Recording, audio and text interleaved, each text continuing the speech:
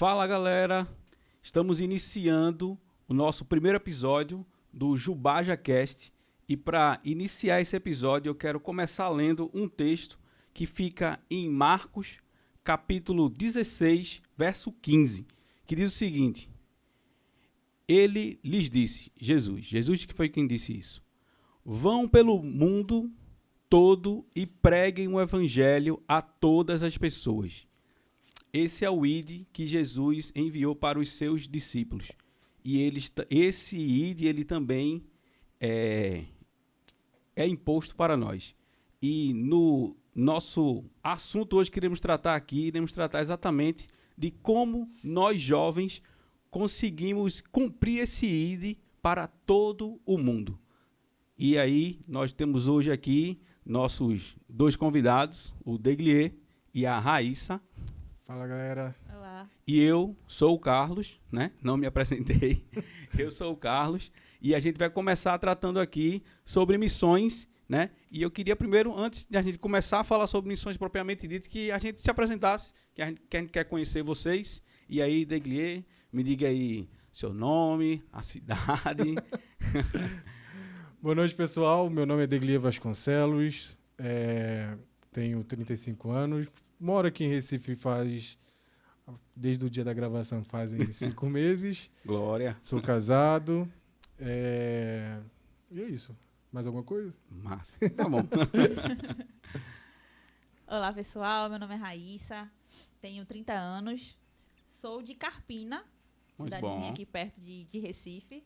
Sou casada também, tenho um filhinho de 5 meses. Eita, glória a E a gente Deus. está aí junto para propagar o Evangelho de Cristo. Amém. Muito bom.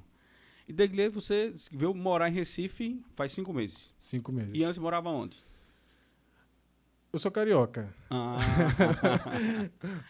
Antes morava onde fica meio complexo. Morava no Rio, fui para perguntar Colômbia. ao missionário onde é que ele mora fica difícil No mesmo. mundo. Mas eu sou carioca. Na verdade, sou fluminense. E vim pra cá porque eu casei. E aí já estamos aqui há 5 meses morando na cidade do Recife. Sua esposa é recifense. Ela é recifense. Como foi que vocês se conheceram? É uma grande história. Nós nos conhecemos no campo missionário em 2022. Em 2022 nós nos conhecemos. Em 23 começamos a namorar. 24 noivamos e 25 casamos. Glória a Deus, olha aí. No campo missionário você abençoa e é abençoado, né? E é abençoado, é abençoado. A gente fez uma viagem, numa das modalidades que daqui a pouco a gente vai falar um pouquinho. E no campo a gente não pode ter relacionamento. Isso Sim. aí. É importante. É importante. Foi importante eu dizer que foi um ano depois a gente começou a namorar por conta disso. Ah, Quando a gente volta, a gente começa a conversar e entender que algumas coisas que Deus estava fazendo para a gente, para o nosso futuro. E aí a gente deu um novo passo, né? legal. E aí vamos entender o que é o programa Voluntários Sem Fronteiras, não é isso o nome? Isso, Voluntários Sem Fronteiras.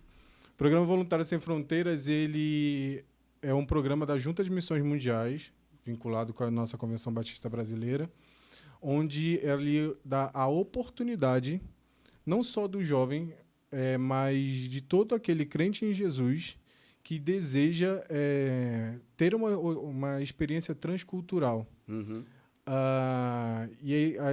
O programa ele oferece às igrejas do Brasil, e não só do Brasil, mas como do mundo, porque a gente não está mais na proposta de enviar brasileiros para o mundo, mas a gente está na proposta de enviar todos para todos. Então, nós já estamos chegando com um programa em outros países, e nesses países a gente oferece a oportunidade do voluntário ele servir no seu próprio país, através de uma viagem missionária proporcionada pelo seu próprio país, e servir também em outras partes do mundo, em outros países do mundo. Então, é importante deixar claro que o Voluntários Sem Fronteiras é para aquele que é crente em Jesus. E todos aqueles, não só que têm um chamado missionário, eu tenho um chamado missionário, eu tenho uma vocação missionária. Não, você é crente em Jesus e tem um desejo de ter uma experiência transcultural, até mesmo para ver o que Deus está fazendo no mundo. Sim. Isso chamado é para você. E você é convocado. Assim como foi lido agora, você é convocado a proclamar o Evangelho de Jesus onde o Senhor quiser te enviar. Muito bom, muito bom. E, Degley, só para que a gente possa entender, qual é seu papel hoje na Junta de Missões?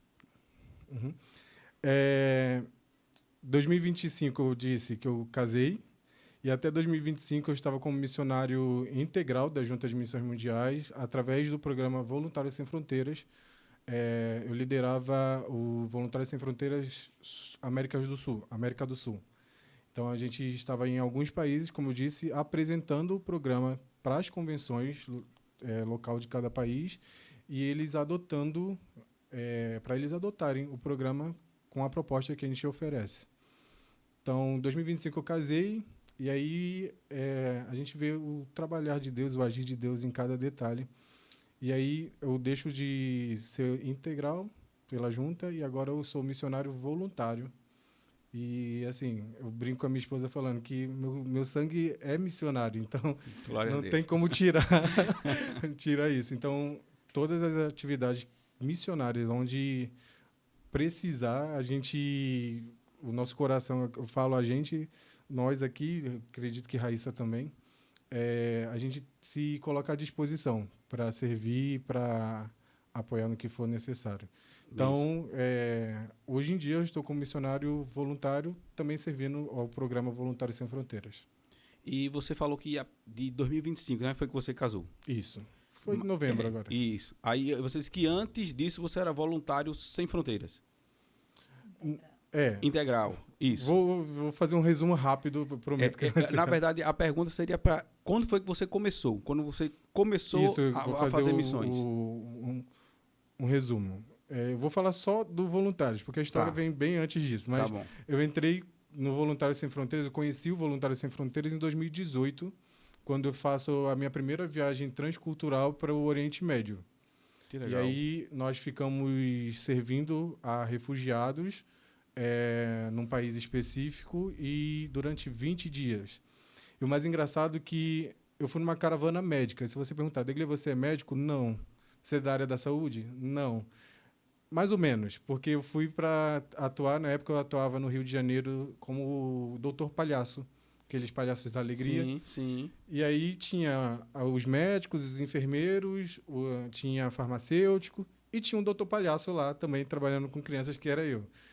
E aí a minha porta de entrada, eu posso dizer assim, foi através dessa primeira viagem. Logo em seguida, eu passo para fazer parte do time de staff. A gente tem um grupo que Raíssa faz parte também, onde são todos voluntários e a grande maioria, né?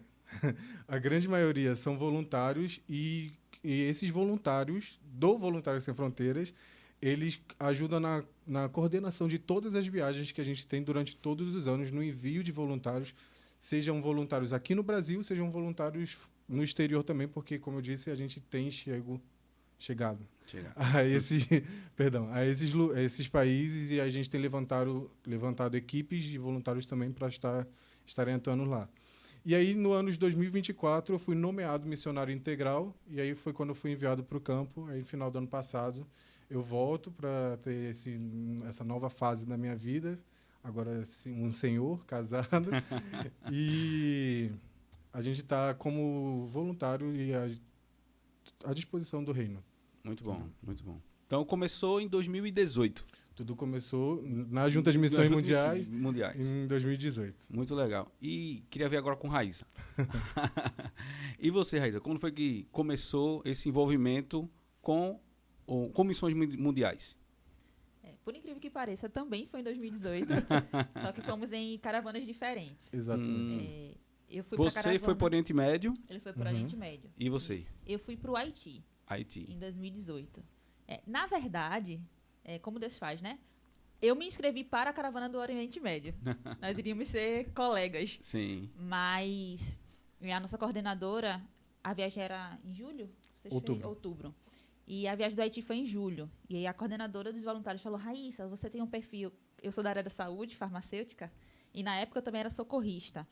Então, ela falou, Raíssa, você tem um perfil para ir para o Haiti. O Haiti é um país... que necessita desses profissionais. Ela falou, você não se interessa não? Aí eu falei, vou orar, né? Porque a gente, todo crente, ora para decidir tudo na vida, né? Glória a Deus por isso. Porque eu sempre quis ir para o Oriente Médio. Orei e o Senhor falou, não, você não vai para o Oriente Médio, você vai para o Haiti. E em 2018, em vez de ir para o Oriente Médio, eu fui para o Haiti e, assim, me apaixonei pelo país, pelo aquele povo, e foi daí. Assim que eu voltei, eu falei para nossa coordenadora, ó, pode contar comigo que eu quero ser voluntária, quero ir para outras viagens, mas o que precisar, a gente está aqui. Foi quando a gente recebeu também o convite para fazer parte do staff dos Voluntários Sem Fronteiras, e desde então, desde 2018, a gente tem trabalhado tanto no staff dos voluntários, ajudando jovens, adultos, idosos, até crianças irem ao campo, e a gente também participa, liderando essas caravanas, fazendo com que as pessoas entendam o quão importante é você fazer missões. Sim. E essa missão transcultural também é muito importante, você saber o que realmente está acontecendo no mundo através de missões. Então, desde 2018, a gente está também trabalhando em missões. E esse papel, né, que eu quero sempre chamar de edital, é programa. E o programa permite, porque muitas vezes a igreja ela fica isolada ali, muitas vezes ajuda com oração, ajuda financeira, né? Sempre as igrejas batistas elas têm um alvo, né, para alcançar, e aí, mas é importante esse ir lá e ver como as coisas funcionam, né? Porque muitas vezes ela fica, ver como funciona verdadeiramente, às vezes fica muito nebuloso, você não tem uma noção, às vezes acha que para ir para um campo desse tem que ser algo... foi o que eu falei, acha que tem que ser o vocacionado, aquele que tem o chamado para ser missionário integral, largar tudo e... Isso é muito interessante no Voluntários, porque ele não te apresenta dessa forma. Ele fala que qualquer pessoa, e a Raíssa falou, daqui a pouco a gente vai falar um pouco das modalidades que a gente tem, né? Qualquer pessoa pode ir. E a gente tem, eu não sei se foi ano passado ou se foi ano retrasado, nós enviamos desde pré-adolescentes até idosos. A gente fez uma caravana específica para 60 a mais. E foi algo assim, incrível, porque muitas vezes a pessoa, quando chega na maturidade, na terceira idade, ou na melhor idade, ela acha que não, isso aí não é para mim. Eu já estou com a idade muito avançada, tenho minhas limitações e acha que é algo muito distante, mas a gente vem apresentar que é algo muito perto, muito próximo, que todos podem fazer, que todos podem ir. E ajudar e servir ao campo com o que Deus te colocou nas suas mãos. Seja Raíssa, que é da área da saúde, seja pessoas da área da saúde, mas a gente no campo às vezes precisa de pessoas da construção civil, de alguém para levantar ou para fazer uma pintura que seja numa das unidades do PEP. Vou dar um exemplo, Programa de Educação Pré-Escolar, que também é um programa da Junta. Então a gente tem essa abertura para todas as pessoas que desejam e querem servir e fazer algo mais para o reino de Deus. Legal.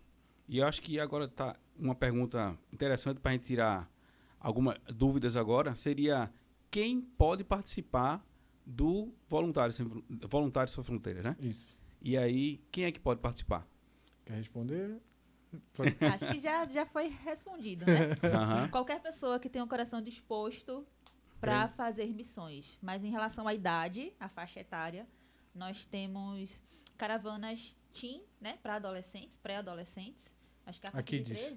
Tem Radical Kids. Tem os Kids. Tem Teen. Isso já é as modalidades, né? As modalidades, isso. Mas antes de chegar na modalidade, eu queria saber, por exemplo, eu tenho que ser batista para participar? Não. É todo crente em Jesus, que serve em uma igreja que segue verdadeiramente as Escrituras. O Evangelho. Isso. Existem sempre requisitos que não é nada muito burocrático, mas cartas de recomendação da igreja, alguns requisitos, dependendo do país que você vai, precisa de algumas comprovações de vacina, que também não é muito difícil, mas quem pode ir? Todo crente em Jesus que é membro de alguma igreja que vive o evangelho genuíno. Porque esse podcast, ele está sendo organizado pela Juventude Batista de Jaboatão, mas vai alcançar presbiterianos, assembleanos, né, outras denominações, e aí é interessante eles saberem que eles podem participar. Vou dar um exemplo bem claro. Minha esposa, na época que ela viajou pelo Voluntários, ela era da igreja presbiteriana. Então, predestinada. Ela era da igreja presbiteriana e isso é muito interessante do Voluntários. Muitas vezes as pessoas não chegam a fazer uma viagem porque acham que é algo, por ser da Junta de Missões Mundiais, Sim. que é algo voltado para os batistas. Mas não, Voluntários Sem Fronteiras é interdenominacional. Muito legal. E aí, você tocou um pouquinho na documentação. Uhum. Tu chegou a falar de vacina. Isso. Tal. Um exemplo. O pessoal vai se candidatar e aí, em questão para fazer uma viagem internacional, muitas vezes precisa de passaporte, de visto. Como é que funciona toda essa parte de documentação? Sabe dizer? Vamos por etapas. Tá. Na verdade, o programa Voluntários Sem Fronteiras, ele é feito exatamente por etapas. Primeira etapa é você se candidatar. Você tem o desejo de fazer missões, você olhou o calendário, orou ao Senhor, ele direcionou você para uma viagem, você se candidata para aquela viagem. Então, você vai responder um formulário com perguntas simples mesmo, da sua vida pessoal, do seu ministério, o que você faz, qual a sua profissão, sua idade, as áreas que você trabalha, só para a gente realmente conhecer. É algo muito importante que a gente gosta de frisar e que eu sempre falo em todas as igrejas que eu vou, é que o Voluntários Sem Fronteiras ele tem um cuidado muito grande com os voluntários. A gente não vai colocar nenhum voluntário em algum campo em que ele não esteja preparado para tal campo. Sim. Então, essas etapas são muito importantes. Importante também que você seja honesto quando for responder também as Sim. perguntas das etapas, né? E pode acontecer o que aconteceu com você, né? Aí. E esse formulário ele é bom para... Desculpa estar te cortando. Para a gente também entender o perfil. Sim. E aí, o que aconteceu com a Raíssa foi exatamente isso.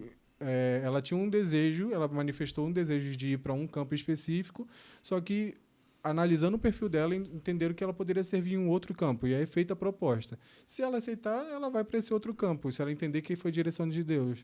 E se ela... Não, mas eu gostaria muito de ir para o Oriente Médio, que foi o exemplo dela. A gente encaminha ela, se assim atender também o perfil da viagem. Isso. Então, você preenche toda essa etapa inicial para a gente conhecer vocês e vocês também conhecerem a junta, conhecerem o campo. Então, depois dessa primeira etapa, é que vem as outras etapas.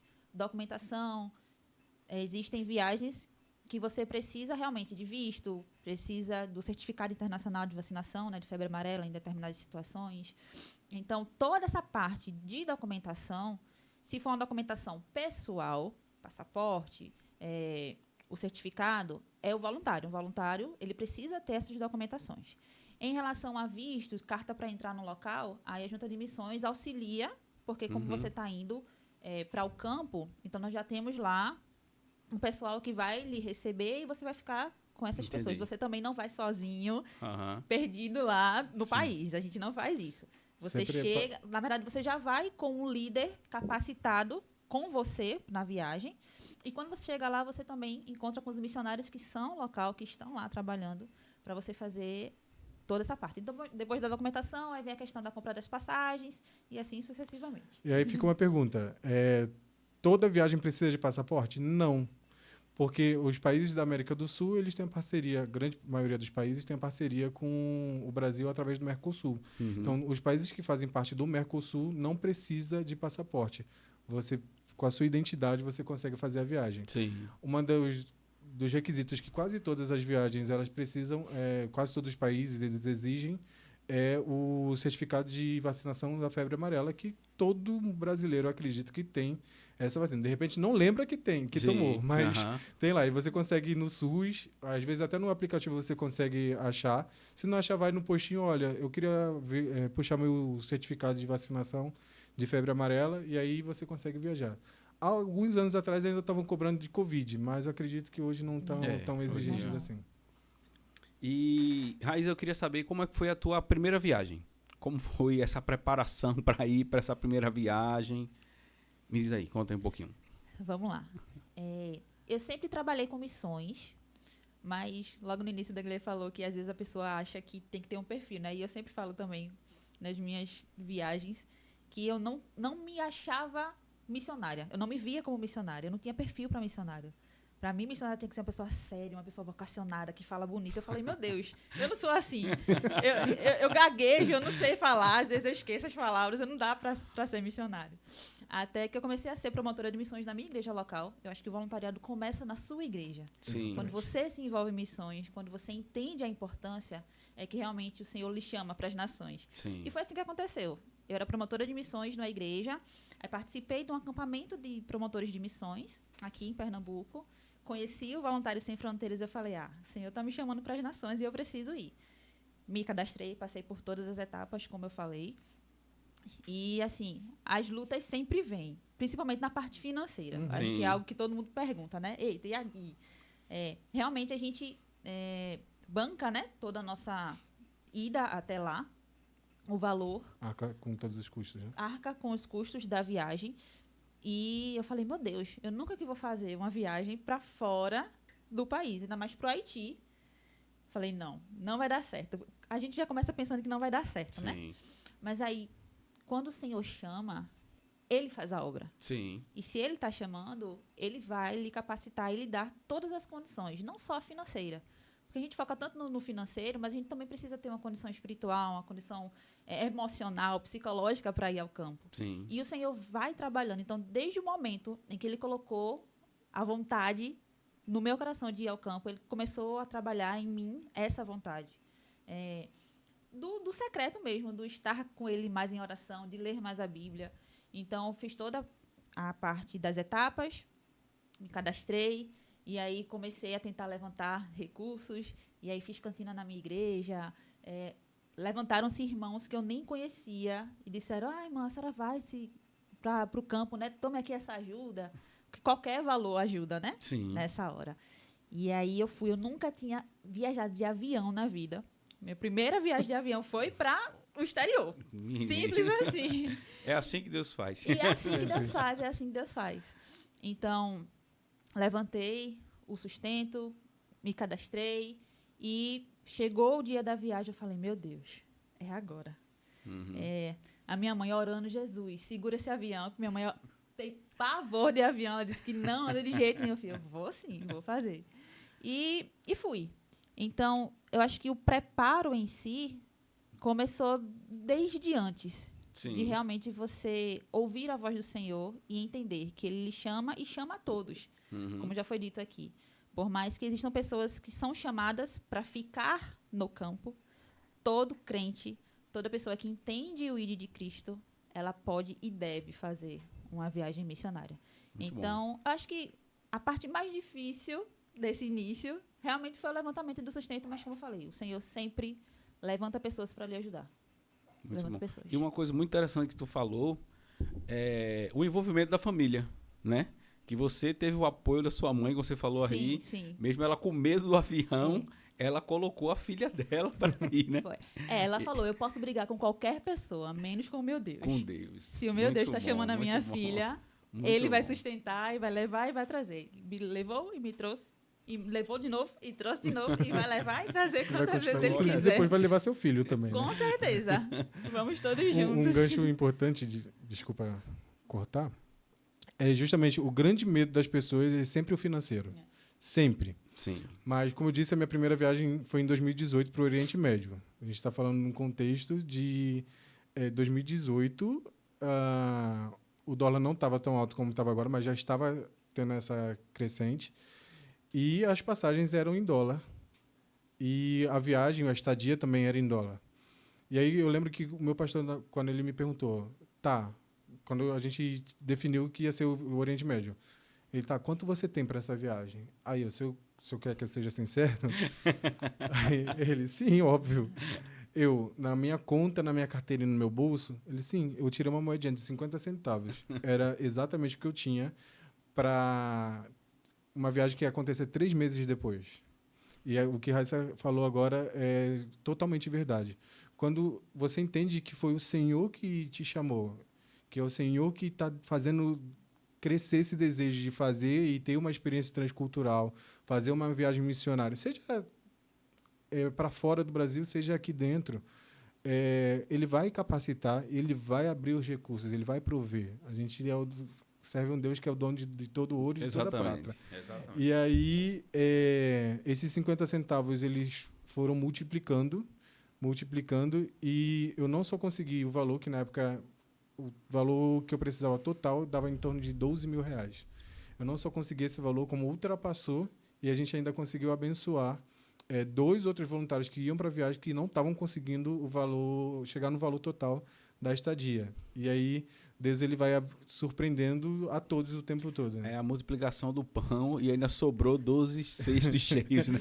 E aí sobrou e a gente conseguiu abençoar, eu consegui abençoar através das ofertas eles também, para eles conseguirem fechar o valor para ir para o campo missionário. Muito bom. Então, de 50 centavos, de repente você tem 10 centavos na sua conta. Abriu o aplicativo do banco, tem 10 centavos. O Senhor ele vai prover. Pode confiar. Se é o Senhor que está colocando no seu coração, ele vai prover. É verdade. E ainda, Raíza, nessa tua primeira viagem, uma coisa que eu acho que muita gente deve pensar, que é exatamente na dificuldade da língua. E aí, me desculpem a minha ignorância.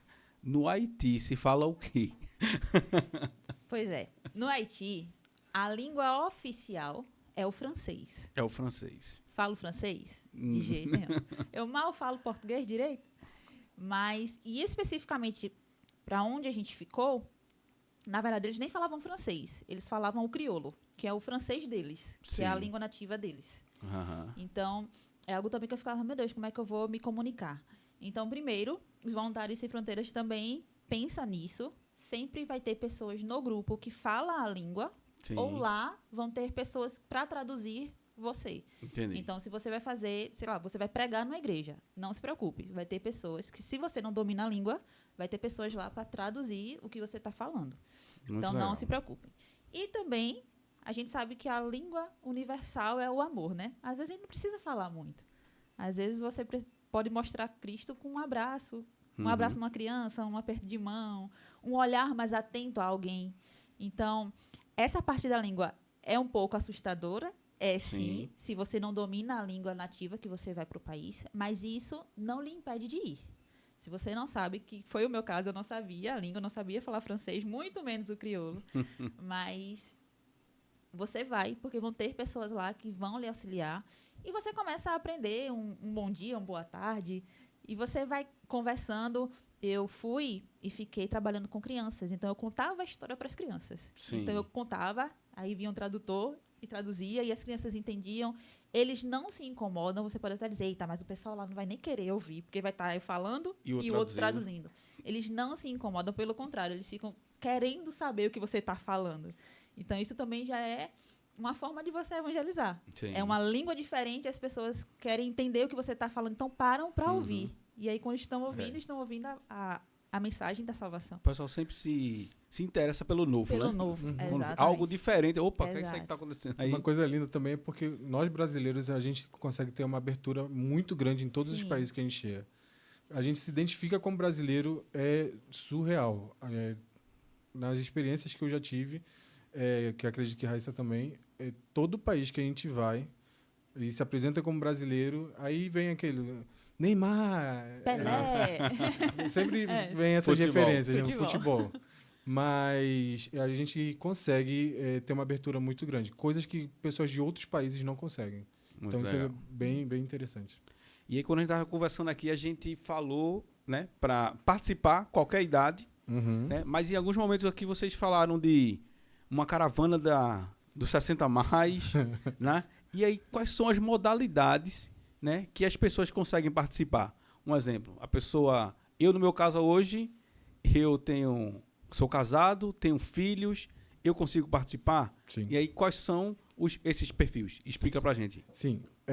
Hoje, o Voluntários ele é dividido em dois grandes grupos, posso dizer assim, né? E dentro desses grupos tem as modalidades. Quais são os grupos? Você, de maneira individual, e grupos, que aí são as modalidades que envolvem mais de uma pessoa. Quais são elas? Caravanas, que foi o que a gente mais falou, e aí são várias caravanas que a gente tem durante todo o ano. São viagens já pré-estabelecidas durante um ano. No final do ano, geralmente a gente faz uma reunião de todo o staff e a gente vai criando, né, e verificando quais viagens a gente vai fazer para o próximo ano, estabelecendo as viagens dos próximos anos, que é essa modalidade de caravana. Já está. Você entrar no Instagram do Voluntários, tem lá como participar, você clica no link e aí você vai ver as modalidades e as viagens. Então, no Caravana já tem essas estabelecidas. Tem o grupo de viagem, que aí você, seus amigos, amigos da sua igreja, ou de amigos crentes do seminário, o que seja, podem fazer também para um dos países que a junta tem uma atividade missionária com um missionário nosso ou com um parceiro. E aí os próximos vai ser sempre assim, onde tem um parceiro ou alguma atividade missionária. Não são todos os países, mas a grande maioria a gente consegue enviar para essa modalidade, que aí entra a família, você e sua família, você, sua esposa, seus filhos, podem também estar servindo, e aí vai oscilando. O que vai fazendo a diferença é o tempo que você pode servir. Dependendo de cada modalidade, dependendo de cada país, você é direcionado pelo voluntário, pelo programa, o quanto tempo você pode dedicar, o quanto tempo você pode servir no campo missionário. E o interessante é que você pode dedicar 15 dias das suas férias. Você pode dedicar... Eu tenho uma liberdade...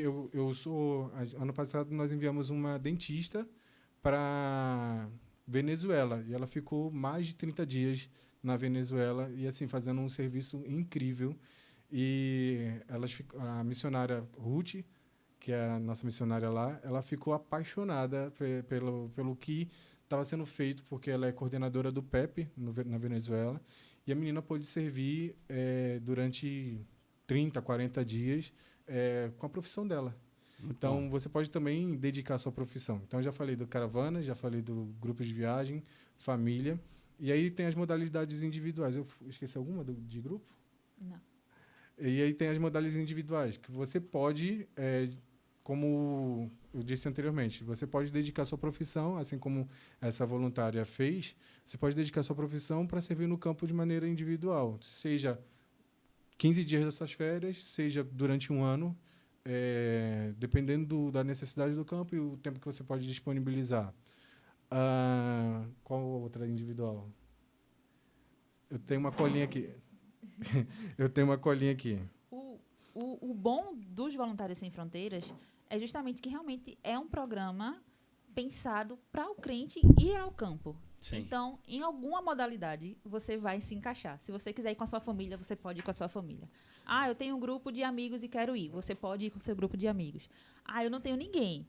Sou sozinha, mas eu quero fazer missões. Você também pode ir. Sempre seguindo todos os requisitos, obviamente, dos Voluntários Sem Fronteiras, e entendendo que você vai ao campo, mas você vai ser assistido lá. Você não vai por sua cabeça. Você tem todo um planejamento e um preparo também para você ir ao campo. Olhei aqui a colinha. No de grupos, a gente também tem os eventos, grandes eventos. Ano retrasado, nós tivemos... Copa do Mundo, né? Essas coisas. Isso. Ano retrasado, nós enviamos voluntários para as Olimpíadas. Esse ano é uma das coisas, daqui a pouco eu também vou estar falando, a gente vai estar levantando voluntários para enviar, para servir na Copa do Mundo. Então, dos 3 países que vão ser a Copa esse ano, México, Canadá e Estados Unidos, a gente vai estar, nos meses de junho e julho, enviando voluntários para servir intensamente nesse evento. E a gente esse ano também tem as Olimpíadas de inverno, então a gente vai estar enviando voluntários para servir. Já aconteceu, né? Já aconteceu. A gente enviou voluntários para servir na Olimpíada de inverno. E na modalidade individual, a gente tem outras duas possibilidades que você pode servir. Através da nossa Casa do Voluntário, a Bride House, onde a gente tem uma casa atuando no Chile, agora, que acabou de inaugurar. Você pode estar indo para lá para servir e se hospedar na Casa do Voluntário e servir nos projetos locais que tem naquela região, naquele país, e entender um pouco de como funciona a rotina dos nossos missionários, e você está dentro de uma casa que é nossa. Sim. E também eu vou ter uma dificuldade de falar, eu tenho a língua presa, então sempre trava. From home. Me ajuda aí, gente, do inglês. Cadê? Então. É voluntário dentro da sua casa. Você pode servir. Eu sou advogado, então eu posso... Exemplo. Eu sou advogado, então eu posso servir prestando serviços jurídicos e apoios jurídicos para a Junta de Missões Mundiais. Eu sou... um voluntário home office. Exatamente, como se fosse isso. Certo. Você dentro da sua casa, de onde você está, você não precisa... Eu não consigo ir para o campo missionário, eu não tenho tempo, mas eu quero servir de alguma forma no campo, ajudar hoje, de alguma forma. Com a telemedicina, né, tal, ou seja, tem muita consulta que é feita online, e, assim, nutrição, e psicólogo. A gente precisa muito gente também da área da educação. Sim. Pedagogos, tradutores. Reforço de escola. Muito legal. Tradutores, intérpretes. São pessoas que, às vezes, eu não vou conseguir nunca ir para o campo porque eu dou aula na escola e no período de férias é o único período que eu tenho para descansar, porque a gente sabe como a rotina sim, é desgastante. A gente pedagógica é muito precisa puxada. descansar também. Você é da área da educação, sim. né? Meu Deus, eu não vou conseguir nunca. Mas você pode dar um suporte e apoiar dentro da sua própria casa. Então, a gente, na modalidade individual, a gente tem essas três. Você sozinho ir para o campo, você ir para a casa do voluntário ou você servir dentro da sua casa. E dessas modalidades, a gente falou um pouco aqui também sobre os custos. Um dos custos que a gente mencionou foi o transporte, né? Essa viagem de ida e volta, né? Que aí isso está a cargo do voluntário que se inscreve no programa. Isso. Quais são os outros custos que o voluntário teria? Além da passagem aérea, que geralmente a única...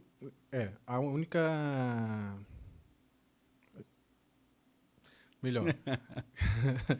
Além da passagem aérea, a gente tem os custos. Isso depende de cada modalidade, de cada caravana. Mas a gente tem os básicos são passagem aérea, alimentação e estadia. São as três, na grande maioria, são as três despesas, os três investimentos que o voluntário ele vai fazer. Entendi. E, ou seja, essa hospedagem que ele tem lá não ele fica, ou seja, é fora da base missionária. Como é que funciona isso? Só para eu... Vai depender muito. Sim, depende entendi. muito do local e dos próprios custos. Quando a gente fala da alimentação, quando fala de hospedagem, isso a Junta de Missões, ela organiza, sabe? Sim. Ela sempre vai deixar o voluntário num local mais seguro possível, onde seja mais próximo do local de ação. Então, realmente, a gente faz o levantamento do sustento, o levantamento do valor da alimentação e da hospedagem, a gente entrega ao nosso líder e a própria Junta de Missões, o próprio Voluntários Sem Fronteiras, faz essa pesquisa de campo, a gente providencia café, almoço, janta, o local, o transporte. Se a gente está em algum local que vai para uma aldeia mais distante, esse transporte também está incluso e a gente providencia. Então, realmente, a gente faz o levantamento do valor e aí os próprios Voluntários Sem Fronteiras, o staff, é que organiza tudo isso. Então, você também não precisa se preocupar, meu Deus, eu vou ficar onde, fazer o quê? Até porque existem reuniões antes da viagem para isso. A gente é muito claro com o que o voluntário entrega também nas nossas mãos. Como bons batistas, somos bem criteriosos com isso. Então, se você for ficar em uma casa, sei lá, alugada, né? A gente vai explicar para você que a casa foi alugada, a gente fala tudo, todos os valores. É muito transparente. Isso independe da modalidade. Como eu falei, tem voluntário que vai individual e acaba servindo um ano e meio no campo. Isso tudo é planejado com antecedência. Nesse caso de que vai ficar servindo um ano, perdão. É estabelecido o valor que vai precisar ser levantado mensalmente, dá um tempo para o voluntário ele levantar pessoas para estar apoiando, porque ele vai precisar de uma oferta mensal e um valor mensal que chegue até ele para ele conseguir se manter dentro do país. Então, esses levantamentos todos são feitos previamente, isso tudo é passado para o voluntário. É diferente na modalidade caravana, que já tem a grande maioria das informações já está no nosso cronograma. E aí a gente pode disponibilizar depois um QR Code no final da live para você acompanhar. Mas isso já está tudo detalhado, valor da estadia, valor aproximado das passagens. E a gente sabe que isso a passagem ela oscila bastante. Essa divulgação, tem alguma página onde divulga? Sim. Que aí seria legal depois de colocar até na descrição do vídeo, né? Colocava lá e aí você fica pegando o atualizado, porque pode ser que você já está em 2026, você esteja assistindo isso em 2028. Você já está mandando um recado para o futuro. Olha aí, isso não para. Sim. E tá sempre um dos locais, do local principal que você consegue encontrar no Instagram, através do Instagram do Voluntários Sem Fronteiras, @Voluntários Sem Fronteiras, tudo junto. E aí você consegue, na bio, sempre tá lá. o calendário de atividades, de viagens que a gente tem. E aí, como eu estava dizendo, a passagem ela oscila. Então, a gente fecha as viagens um ano antes. No final do ano anterior. Então, a gente é calculado, baseado o valor das passagens que foi feito antes. Sim. A gente sabe que, recentemente, muita coisa tem aumentado por conta da situação global. Então, essas passagens elas podem ter uma oscilação. Mas a questão de estadia, de transporte local e tudo mais, geralmente não foge muito daquilo. Vai acontecer algumas alterações de acordo com a situação que o mundo vai estar naquele momento. Pode acontecer que disparou. Eu vou dar um exemplo de novo da Venezuela. A Venezuela tá, até os últimos acontecimentos agora, ela estava numa situação muito estável. E a missionária falava, olha, é muito difícil proporcionar um valor específico porque o dólar está aumentando diariamente. Isso é a situação da Venezuela. Diariamente o dólar aumenta aqui e a gente não sabe como vai estar daqui a 10 dias. Então, isso pode acontecer, mas pouquíssimas vezes isso aconteceu, que a gente precisou fazer alteração. Mas ainda que precise fazer alteração, a gente informa com antecedência a alteração que precisa ser feita e o voluntário ele analisa se realmente consegue ir ou não. Entendi. E aí vocês já falaram aqui um pouquinho que já tiveram várias experiências, né? Raíssa foi 2, foi? Foi. E você chegou, assim, internacionais? Eu não lembro. Não lembra? Eu ainda chego nesse nível, eu ainda chego. Perder as Nossa. contas. Oriente Médio, Espanha, Paraguai, que foi onde eu conheci minha esposa. Paraguai. Foi Paraguai e a gente ainda teve o privilégio de conhecer, de estar na Argentina também, servindo.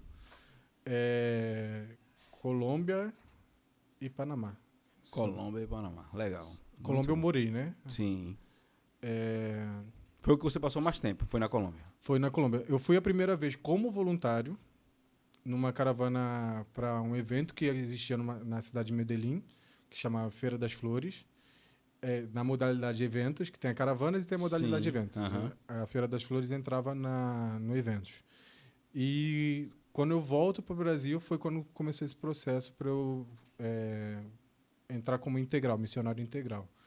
E aí, depois eu volto para a Colômbia para estabelecer a Casa do Voluntário, que foi falado do Chile, e começar o trabalho lá também. Então, eu volto e moro lá por um bom tempo.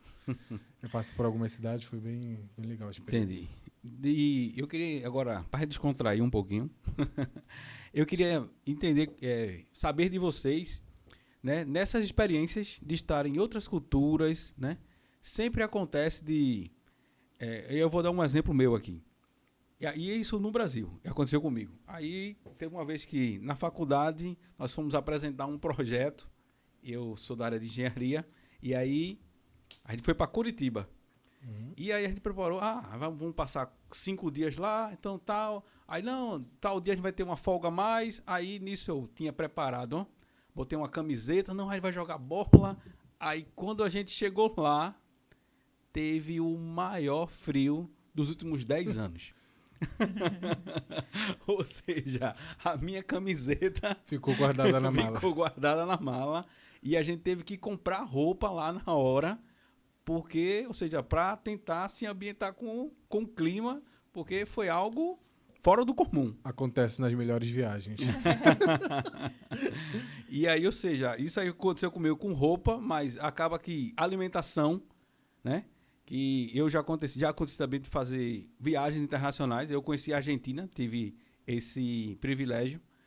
E quando eu fui, eu fiz um contrabando. Botei 5 sacos de fubá dentro da minha mala. Eu fiz, rapaz, pelo menos eu tô seguro aqui quando chegar lá, eu já tenho o que comer.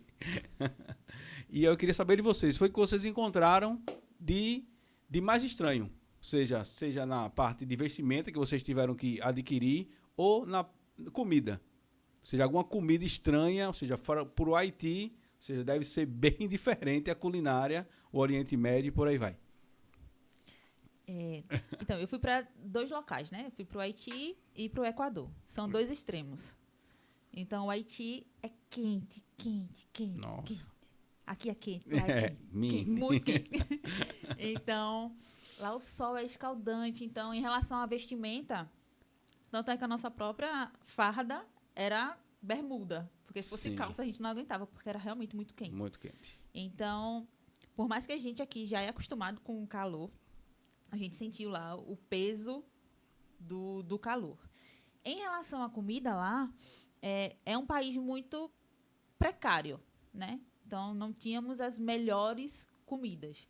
Mas algo que deixou muito marcado na gente foi em relação ao tempero. Eles colocam muita pimenta na comida. Muita pimenta. E a gente aqui no Nordeste já gosta de uma comida mais temperada, né? Sim. Na caravana foi pessoa do Sul, Sudeste, e eles não gostam tanto de tempero.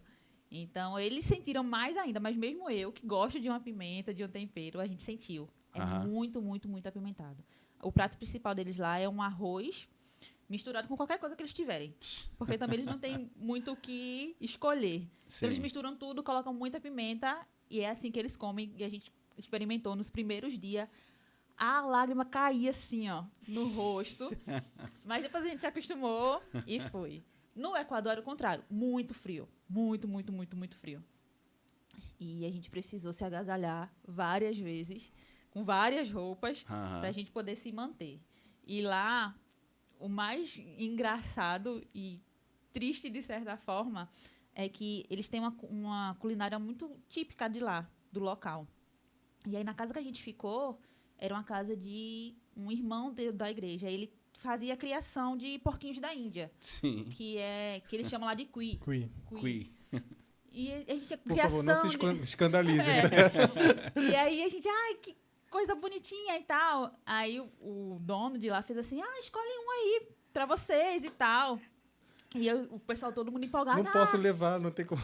Não posso levar. Então ele, não, mas escolhe e tal. Aí disseram, não, aquele dali tão bonitinho.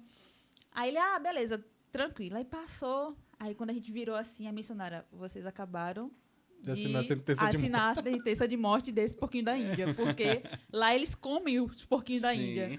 Então, quando ele pediu pra gente escolher, na verdade, a gente escolheu o almoço. Pra comer. E a gente falou, meu Deus, e como é que come? Depois que a gente viu, né? Viu o animal. Teve todo o afeto, né? Teve todo um trabalho psicológico pra gente comer. E a gente falou, mais nunca a gente escolhe nada. Se ele pedir pra escolher, não, escolhe o senhor, enfim. Mas são coisas que é muito cultural e para eles é normal. Sim. E como missionários, que a gente está no local, a gente realmente embarca na cultura do país, né? É algo também que a gente precisa estar com o coração sempre aberto para conhecer e principalmente respeitar a cultura deles. De forma alguma a gente ia dizer que não ia comer ou que não podia, porque para eles é normal. E quando a gente está lá, no local deles, a gente também precisa imergir na cultura. Uma das coisas que a gente oferece é uma experiência transcultural. É certo que a gente não vai te obrigar a comer. Degley, eu não vou comer. Isso, eu já fui líder de caravana algumas vezes, e aí nos grupos das caravanas tinha gente que tinha restrições alimentares, tinha gente que tinha alergias, e tinha gente que falava que não ia conseguir comer. E aí a gente... cada caso a gente analisa, e assim... Foi o que a Raíssa disse. O anfitrião, ele está dando o melhor. Ele está fazendo aquilo que ele tem prazer e se agrada em fazer para te dar um maior conforto. Então, eu acredito que quando o anfitrião virou e falou, escolhe aí... Estava lhe dando o privilégio de escolher. Por mais que ele não soubesse que não fazia parte da nossa cultura, e isso, o porquinho da Índia, para a gente, é um animal doméstico, ele não sabia... Mas ele estava dando o privilégio. Escolhe, de repente, o mais gordinho, que vai vir mais carne. Então, a gente tem que entender um pouco disso. Degley, eu não vou conseguir. O bichinho estava ali. Eu tenho um porquinho da Índia na minha casa. A gente sempre vai tentar de alguma forma, estabelecer uma estratégia para que você não diga não para ele, mas também para que você não seja forçado a comer. Eu tô sem fome, vou levar para comer em casa. Eu vou contar um negócio... Hoje eu nem vou comer carne, hoje é o dia que eu não como carne. Vou contar um exemplo que fica em off aqui entre a gente, tá? Não espalha, não. Não é para dizer Entre para a gente, ninguém, só tá? pelo- Para dizer Diga para pra Só na ninguém. internet. A gente, na viagem, não vou falar o país porque de repente posso expor a pessoa. Para um país específico, eu não tomo café. Eu, Deglia, não tomo café. Ele tem problema de fábrica, né? Eu tenho esse defeitinho. Não gosto de café. Mas se tiver que tomar, eu vou tomar. E uma experiência do Oriente Médio foi justamente isso. O café deles é com muita especiaria. Não é só o café puro. Vem várias especiarias, então... E não tem açúcar. Então o café já é amargo. Com muitas especiarias fica com um gosto mais diferente ainda. E aí quando a gente chegou na casa, começaram a servir café para todo mundo e a gente não podia rejeitar. Pelo menos o primeiro copo a gente tinha que tomar. Uhum. Eu olho pro lado e tinha uma missionária, ela pegou um chiclete e botou na boca antes do café. Aí eu perguntei para ela, por que você estava com uma chiclete? Ela, porque o açúcar do chiclete vai adoçar e vai quebrar um pouco o gosto do café. Aí eu, tem mais chiclete aí? Ela, esse era o último. Aí eu lembrei que na minha mochila tinha. Então, eu usei da estratégia, mas a gente também não podia pegar o copo e tomar de uma vez. Porque se o copo ficar vazio, significa que você quer mais. Que você gostou e quer mais. Então, aquele copinho, é um copinho pequenininho. Aquele copinho rendeu toda a visita que a gente fez. E no finalzinho eu terminei de tomar, porque também não podia deixar. Mas o chiclete foi o que ajudou. Aí, o outro exemplo é dessa irmã, dessa viagem específica que eu fiz. Ela não tomava. Ela, gente, eu não suporto café. Eu não vou conseguir tomar esse café. E aí, dá licença, Raíssa, o copo dela estava cheio, eu tomei o meu café. E aí, quando a anfitriã virou as costas, a gente destrocou. E eu fiquei tomando sem problema nenhum. Então, a gente sempre tem um cuidado de não dizer não para a pessoa, porque ela está dando o melhor, mas também não forçar a pessoa a tomar, porque você tem que tomar, você tem que comer. Aí você come, você forçado, e aí você passa mal depois. Isso, Então, a gente tem esse cuidado com o próprio voluntário também, com a saúde dele. Uhum. Mas é muito, muito legal, muito interessante essa experiência. O outro exemplo, só para finalizar... Tranquilo. Se deixar, eu vou falar aqui. Experiência ele tem, a gente já sabe, né? Foi lá na Colômbia, eu não suporto doce com salgado. Não como, não faço essa mistura. Goiabada com queijo, jamais. E lá na Colômbia, eles têm um costume de misturar frutas na comida. Então... Tinha lá, o prato típico de Medellín era a bandeja paisa, que era um grande mexidão, né? Tinha de tudo. Como é o nome? Bandeja paisa, paisa é da região, tipo nordestino, carioca, paisa é do estado de Medellín e de Antioquia, que é a capital, é Medellín. E aí eles tinham a bandeja paisa e nessa comida tinha ovo, carne moída, arroz, feijão, salada. Eles chamam de chicharrón, que é tipo um torresmo nosso, só que grande, né? O nosso torresmo é cortadinho. O deles era grande. E aí vinha a banana e o abacate na comida. Tudo junto? Tudo num prato só. E aí, geralmente, uma pessoa...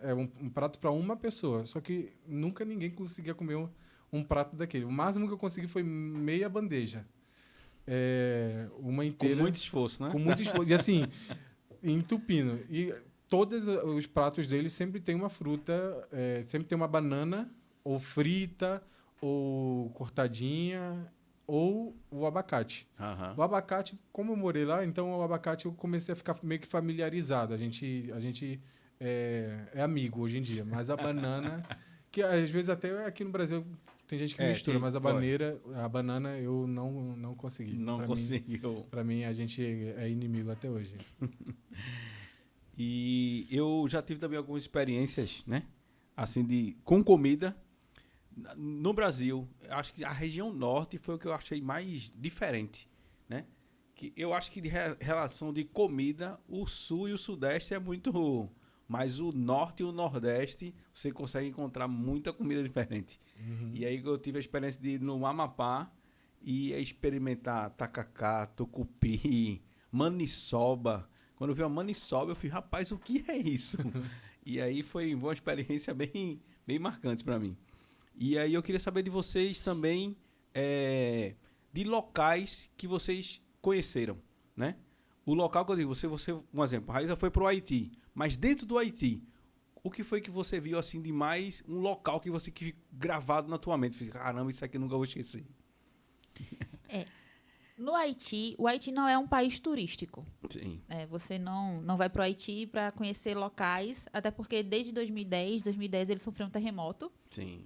Que destruiu o país. E desde então ele ainda não conseguiu se reerguer. Até hoje, na verdade, ele voltou recentemente para as notícias. Está uma crise política muito grande lá no Haiti. Então, é muita destruição. E até hoje ainda tem, né, escombros do terremoto de 2010 e de tudo que está acontecendo desde aquele período. Então, não se tinha muitos pontos turísticos. Mas o Haiti ele é uma grande ilha. Então, a gente passou em alguns locais e a gente conseguiu ver as praias. E as praias eram praias caribenhas, né? Porque é uma ilha ali, tem o Haiti e a República Dominicana. Então, a água foi assim, é o que mais me marcou. Claro, tem a realidade, que é difícil, do país, mas as praias do Haiti são belíssimas. E a gente passava para trabalhar e a gente via aquele marzão. E a gente olhava e dizia, meu Deus, como o nosso Deus é maravilhoso. Porque era um contraste onde a gente via a grandeza de Deus mesmo naquele local que não tinha muita coisa para a gente ver. Mas quando a gente virava, a gente via aquele marzão, a gente dizia, não, o nosso Deus também está aqui, ele está presente aqui e continuará aqui.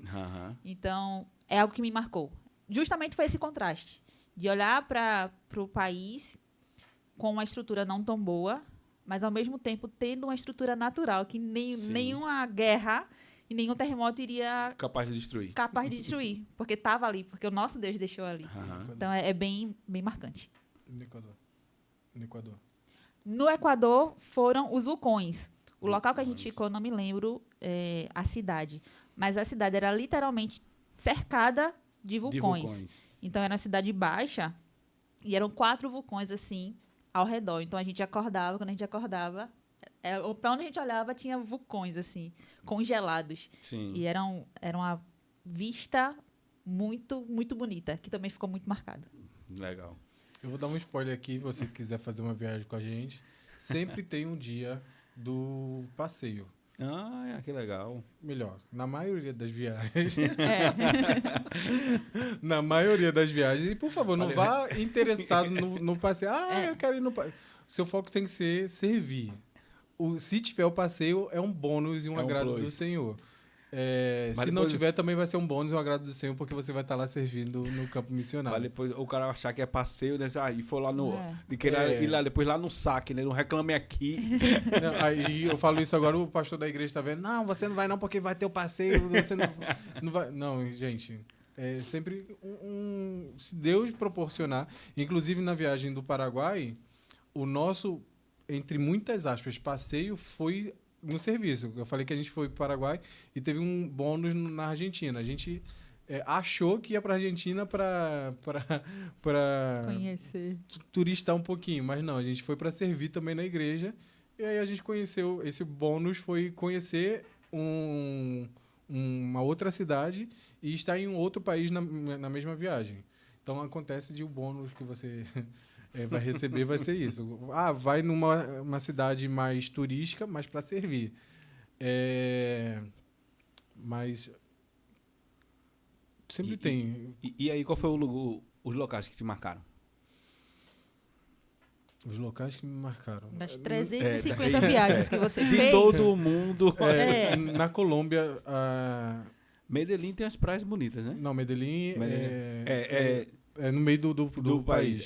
Continental. Eu fui também para... E as praias da Colômbia, eu esqueci Cartagena. o nome. Cartagena, isso, exatamente. Estive servindo lá. E aí, Cartagena, todo mundo achava, nossa, tu vai para Cartagena, praia, Caribe, não sei o quê. a parte bonita de Cartagena é um pequeno miolinho diante de toda a cidade. Eu estava mais na parte não turística. É uma parte que, como um bom carioca, que o bicho pega. Não era na parte bonita, não. Eu acho que, do tempo que eu fiquei lá em Cartagena, eu acho que fui à praia 2 vezes só. Se eu não me engano. Se eu não estou enganado, foi 2 vezes. E eu não gosto de praia. Então, para mim, não faz muita diferença. Não fiz muita questão. Carioca falando que gosta de praia. Sim. Mas eu sou carioca. Na verdade, eu sou fluminense. Sim. Que morava longe da praia. Então, já tem um ponto. Inclusive, aqui em Recife, a gente mora também mais distante da praia. Não mora na Zona Sul. A gente já entendeu que você não gosta de praia. Mas cada viagem tem... Porque, assim, foi o que a Raíssa falou. Por mais que você vá num contexto de terremoto, que às vezes a gente também tem as caravanas emergenciais, quando tem um terremoto, tem tsunami, alguma grande catástrofe ou algum acontecimento, a Ucrânia mesmo, a gente sempre está mandando voluntários para servir na Ucrânia naquele contexto com a de guerra, né? Sempre tem suas belezas do local. Por mais que você faça igual a Raíssa, só passe e contemple a praia, você vai ver as belezas naturais. E aí, volto a dizer, que o foco não seja, eu vou para conhecer isso, o foco seja servir a Jesus Cristo, da maneira que Ele te enviar e no propósito, no fim, que Ele quiser te usar. E aí, se vier alguma coisa, uma oportunidade, glória a Deus por isso. Se não vier, glória a Deus por isso também, porque você está podendo estar num país fora do seu, servindo ao Senhor. E também depende muito do que você acha que é turistar, né? Porque Sim. eu desci num aeroporto internacional, para mim, eu já estou turistando. Porque é um aeroporto diferente. Que é tudo Mas novo, quando eu né? desci em Tudo Quito, novo. o aeroporto era maravilhoso, gente. Altas fotos. Então, eu já estava turistando dentro do aeroporto. Quando eu fui para o Oriente Médio, a gente fez conexão, né? Conexão em Doha. O aeroporto de Doha é fantástico. Exato. E assim, coisa de outro mundo. Eu nunca imaginei Então já vale a pena. que ia ter essa experiência. Tinha um metrô dentro do aeroporto. E aí a gente... Gente, eu sou da Baixada Fluminense, eu sou pobre. Nunca me imaginei fazendo uma viagem internacional. E quando eu vejo um metrô dentro do aeroporto, eu estou acostumado com o aeroporto do Galeão, lá no Rio de Janeiro. E eu me sentia, gente, que coisa de chique, né? Que coisa de outro mundo. Então, isso já é uma sensação, né? Já é um acontecimento. E é isso. Muito bom. Sobre essa... Quando tu falou do Haiti, eu vi que na tua fala, que tinha... Eu acho que teve... Aí eu tô tentando decifrar pelo que você falou. Mas... que existia uma desigualdade social muito grande, né? Ou seja, tinha uma certa pobreza, né? E a gente que, quando vai para esses locais, ou seja, acontece situações que nos marcam. E aí eu queria, se tu tivesse alguma coisinha que pudesse pontuar em relação a isso. Não, a realidade do campo em si, do país Haiti, já é uma realidade muito difícil. Por mais que aqui no Brasil, infelizmente, a gente também... saiba o que é pobreza, saiba o que é fome. Lá, eu acho que é um nível acima, sabe? Que eu, pelo menos, nunca tinha partilhado. Então, lá o impacto foi grande, por mais que a gente já sabia, porque, como a gente falou, a gente sempre estuda antes, né? A gente sempre conhece um pouco da realidade do país. O que mais tocava, eu acho que a todos nós, não só lá no Haiti, mas em todo local, é quando envolve crianças, né? Sim. As crianças haitianas são crianças muito carentes de tudo, não só da parte física, mas do emocional também, sabe? Uhum. Crianças que precisavam de carinho, de toque, de atenção, porque não tinham, porque os pais estavam mais preocupados em trabalhar e colocar comida em casa, e a gente também entende os pais, mas faltava nelas esse toque, sabe? Esse carinho. E aí, em todas as aldeias que a gente passava, a gente fazia trabalho com crianças, a gente sentia que elas queriam que a gente estivesse lá só por dar atenção a elas. Uhum. Um abraço, um toque. A gente pegava na mão de uma criança haitiana, ela não largava a nossa mão até a gente ir embora. E às vezes a gente ia embora, ela falava, me leva com vocês, eu quero ir com vocês. E aí o coração ficava pequeno. Todo mundo que foi dizia que a gente queria levar todas as crianças na mala, trazer para o Brasil. E realmente são realidades difíceis, mas, ao mesmo tempo, nos dá uma paz tão grande em saber que estávamos lá e a gente fez um pouco. Sim. Eu não consegui abraçar todas as crianças, porque eram 200, 300 crianças. Mas as crianças que eu abracei, o Senhor me preparou para abraçar cada uma delas. Então, só isso já valeu a pena. Uhum. Se eu não tivesse falado uma palavra, mas eu fui para o Haiti e abracei, sei lá, 15 crianças, é porque o Senhor queria que eu abraçasse e aquelas crianças sentissem o amor dele através do meu abraço. Então, acho que o que mais marca é realmente esse toque. É essa parte de você transparecer e transbordar o amor de Cristo através desses pequenos gestos. E lá no Haiti, assim, realmente é um país muito carente de tudo, mas principalmente de amor. E quando a gente vai lá e mostra o principal amor, o amor verdadeiro, isso não tem nada que pague ou que supere essa sensação de eu realmente estou transmitindo o amor de Cristo. Muito bom. E você, Daily, tem alguma ação, né, que você tenha feito que você, caramba, isso aqui me marcou? Sim, eu até todas as vezes que eu vou às igrejas falar, sempre que eu tenho oportunidade, eu falo de uma experiência dentro de uma viagem que eu recebi voluntários do Caravanas, lá na Colômbia, na Feira das Flores, esse evento que acontece todos os anos em Medellín. E eu lembro que sempre que eu tenho oportunidade também eu uso o palhaço para fazer as ações, né? E aí, durante a caravana, não foram todos os dias que eu saí ou usei o palhaço. Acho que foram 1 ou 2 dias. Nas outras vezes eu vou de igreja mesmo. E nesse dia em específico, nós fomos fazer uma ação numa região. E aí nós voltamos depois, almoçamos. E depois nós íamos para uma praça fazer uma outra ação. E aí eu estava de palhaço, especificamente para essa ação. Foi um desfile e era muito engraçado. Desfile de carros antigos. Aí, quando a gente começou a desenhar os locais que a gente iria, nas reuniões com os missionários locais, com a igreja que ia nos apoiar e tudo mais, eu olhei assim, gente, desfile de carro antigo? Quem vai para desfile de carro antigo? Aí a missionária falou, esse não é só um evento importante, como é o segundo maior evento dentro da Feira das Flores, que acontece durante 15 dias, mais ou menos. O grande evento é o último dia, que é o desfile que deu origem à Feira das Flores, que é o desfile dos cilheteiros em português, né? Em brasileirês falando. E o segundo maior evento, que vai um público maior, é o desfile de carros antigos. E aí eu tava lá de palhaço, com um vestido de fusca, feito de cartolina. Sim. E enlouquecido na feira, porque as pessoas querem prestar atenção no desfile. Não vai prestar atenção num grupo de pessoas que estão evangelizando. Tipo, tá todo mundo olhando pra rua onde tá tendo a passagem dos carros. E você não vai conseguir chamar a atenção. Oi, deixa eu falar para você de Jesus. Então, a gente tem que estabelecer estratégias para chamar a atenção. A estratégia que eu vi, vou de palhaço e vou caracterizar uma outra voluntária também para ir de palhaço junto comigo. Então, eu era o Fusquinha sem Jesus, meio amassado, sujo, e ela era a Fusquinha com Jesus. Por que Fusquinha? Era um desfile de carros antigos. Então, a gente tinha que estar dentro do contexto. E aí... eu de palhaço, eu meio que perco a noção. De um lado positivo. E aí eu vi uma brecha, um carro quebrou. No desfile, um dos carros quebrou. E ficou um vão gigantesco.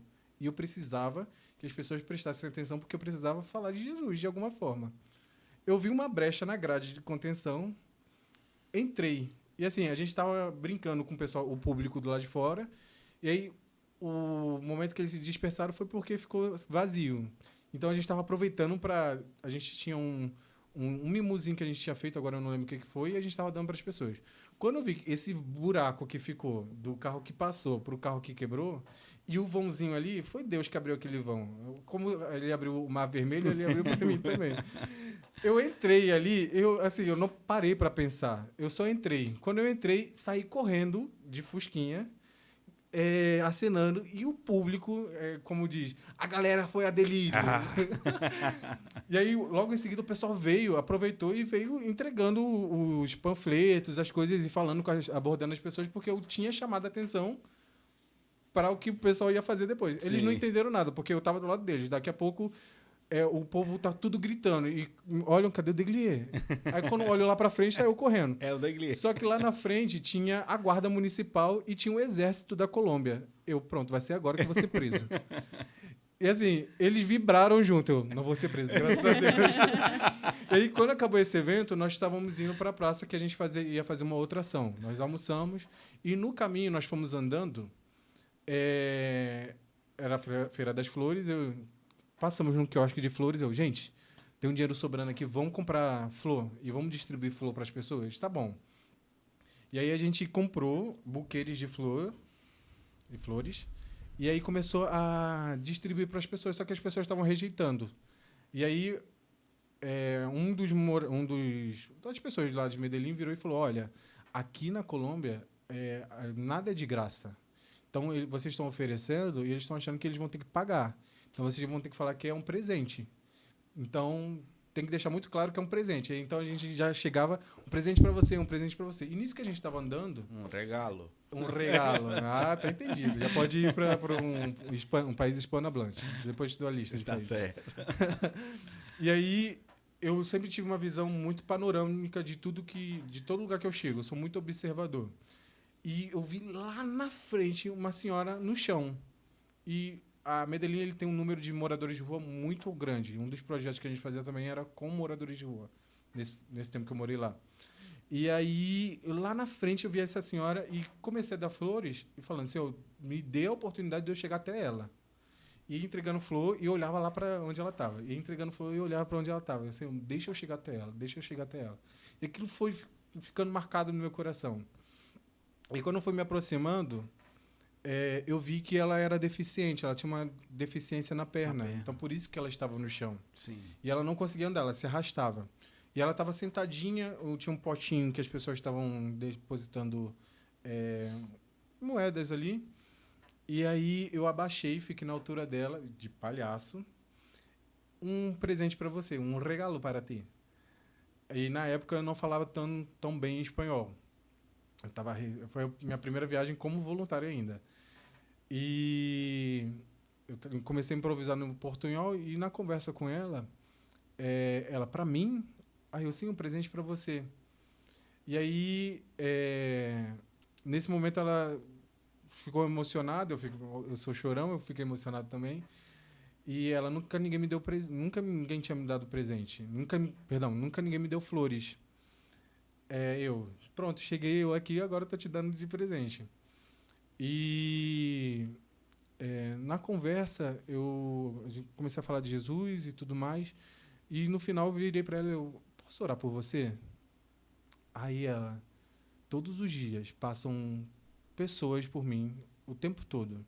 O tempo todo passam pessoas que eu sei que são cristãs.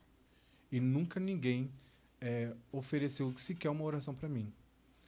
Aí eu não falo tão bem não falo tão bem espanhol, como você já deve ter percebido. Eu me sinto mais à vontade em orar em português. Tem algum problema? Ela, meu filho, você não está entendendo. Nunca ninguém me ofereceu uma oração. Você ainda me dá o privilégio de escolher se você quer orar em espanhol ou em português. Fica à vontade para você orar da maneira que você se sentir mais confortável.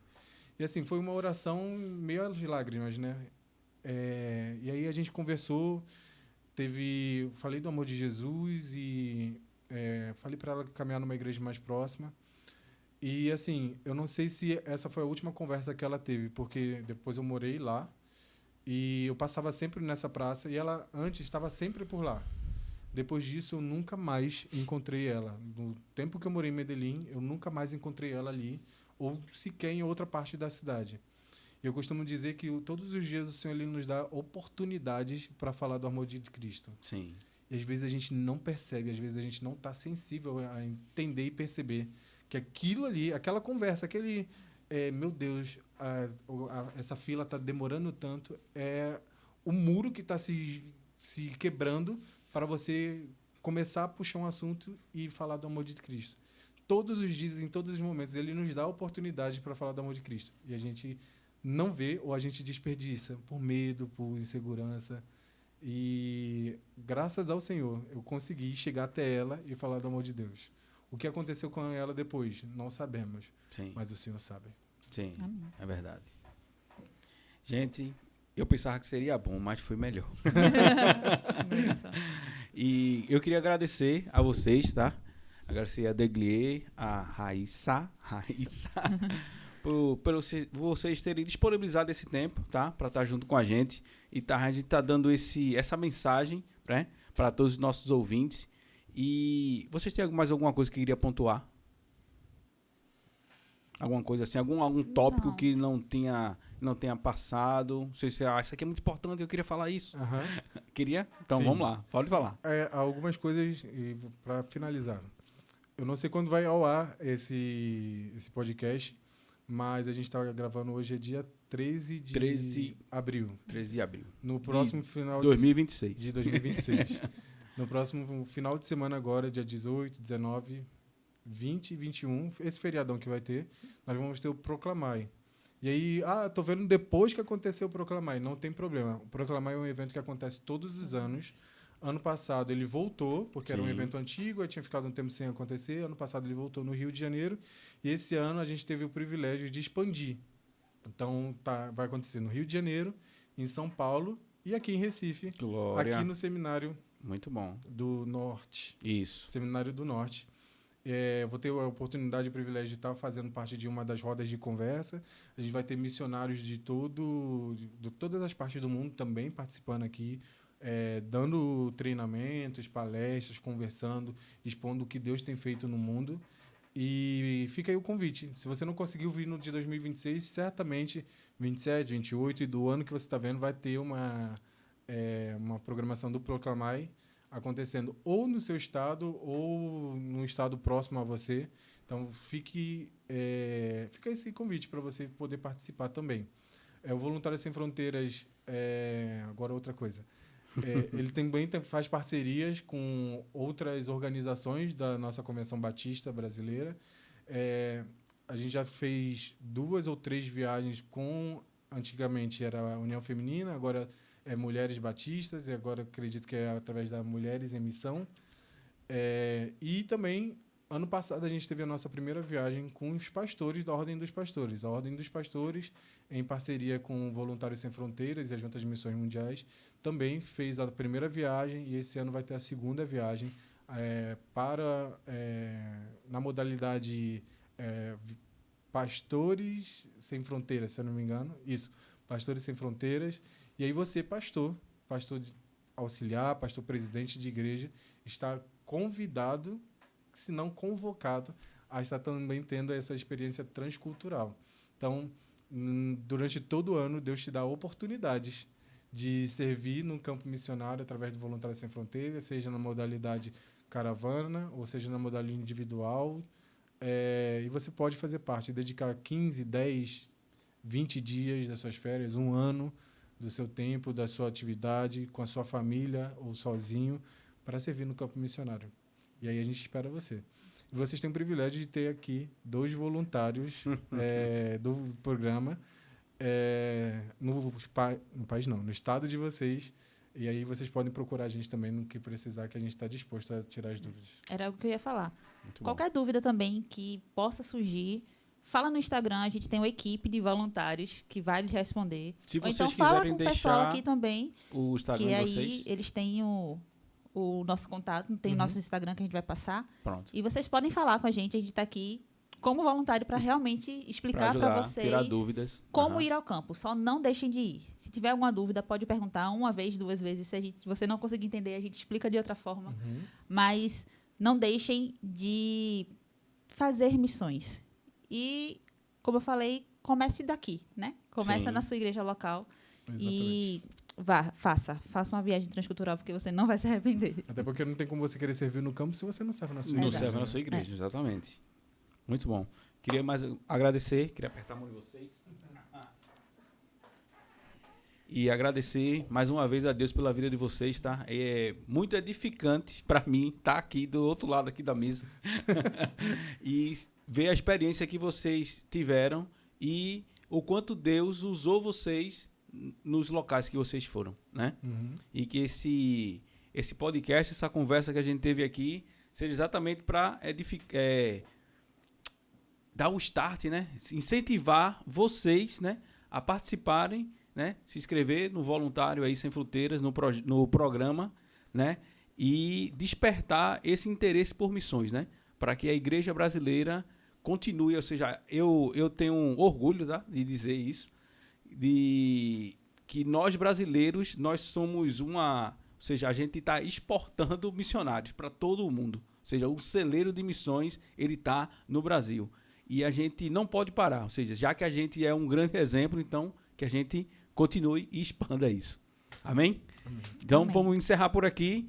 E para você que está nos assistindo, não se esquece de se inscrever, né, nesse canal. Divulga isso daí para a sua igreja, para o seu grupo de jovens, para que esse trabalho ele possa crescer, né? E nosso intuito aqui é propagar o reino de Deus.